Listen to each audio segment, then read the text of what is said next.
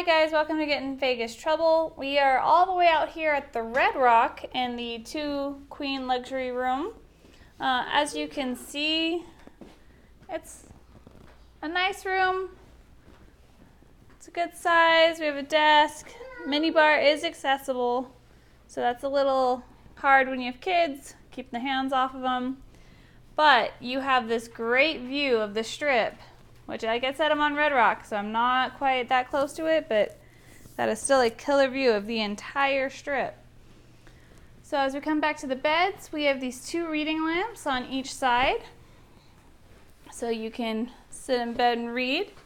There also is 2 USBs right here for plugging in and charging, and there's 12 regular plugs throughout the entire room.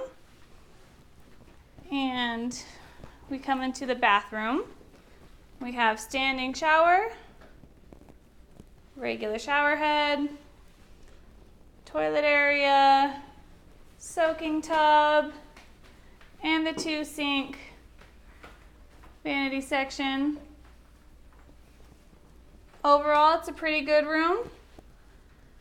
Thanks for watching. Don't forget to subscribe.